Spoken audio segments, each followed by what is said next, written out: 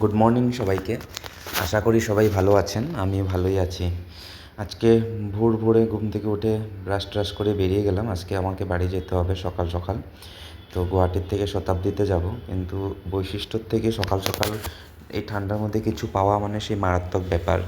তো এসে দেখলাম বাস টাস কিছুই নেই। আমি ভাবছিলাম হয়তো পেয়ে যেতে পারি এখন, কিন্তু কিছুই নেই। তো ওই এসে দেখলাম। তো এখন আমাকে র্যাপিডো বুক করতে হবে, উপায় নেই। তো র্যাপিডো বুক করলেও কী হয়, সকালবেলা একদম আর্লি মর্নিং র্যাপিডো বুক করলেও চট করে র্যাপিডোও পাওয়া যায় না, ওরাও ক্যান্সেল করে দেয়। তো দেখি বুক করলাম, সাথে সাথে পেয়ে গেলাম আর কি। তো আমি ভাবলাম না, পেয়ে গেছি যখন তো চলে যাই। এমনিতে মর্নিং এখান থেকে স্টেশন পৌঁছাতে যেহেতু ফাঁকা রাস্তা, হার্ডলি 15 to 20 মিনিটস লাগে। 20 মিনিটসও না, 15 মিনিটসে পেয়ে যাই। তো ওই যাচ্ছিলাম, রাস্তাঘাটগুলো কীরকম ফাঁকা, মানে যেই রাস্তাটা সবসময় মানে এত ভিড় থাকে, সকালবেলা কি নীরব নিস্তব্ধ।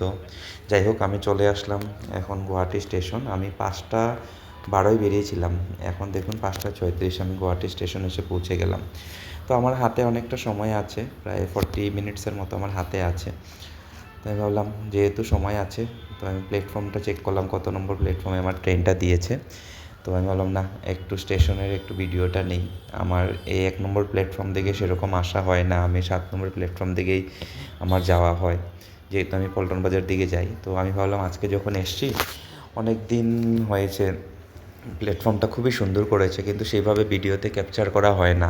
আমি ভাবলাম আজকে যখন এসছি তো দেখি, আমি একটু ভিডিওতে ক্যাপচার করে রাখি যে আমাদের যে আসামের ঐতিহ্য কীভাবে ফুটিয়ে তুলেছে, তো পেইন্টের মাধ্যমে। তো আমি ওগুলোই ক্যাপচার করছিলাম, দেখে এত ভালো লাগছিল। কিন্তু যখন ভিতরে ঢুকে মানে এত লোকজন সকালেও, আমরা ডেইলি মানুষজন কোথায় কোথায় যায়, হ্যাঁ, বোঝাই যায় না। এভরিডে এভরি ট্রেন ভিড়।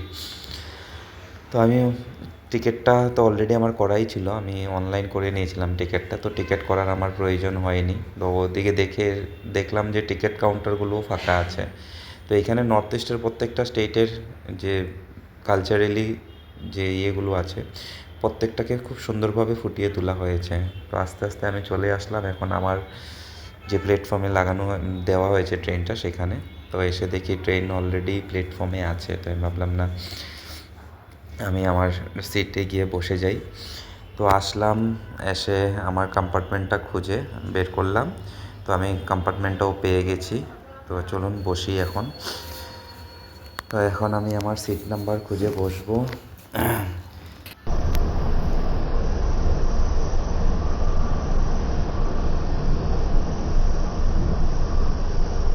দিতে যখনই যাই না কেন, খুব একটা আলাদা এক্সাইটমেন্ট থাকে, যেটা আসার সময় থাকে না। আমি যেহেতু এখন ফ্রিকুয়েন্টলি বাড়ি যাচ্ছি, স্টিল একটা আলাদা এক্সাইটমেন্ট। চলে আসলাম হুজাই, এখন আমি নেমে যাব। চলুন, আজকের জন্য অতটুকুই। সবাই ভালো থাকবেন, সুস্থ থাকবেন।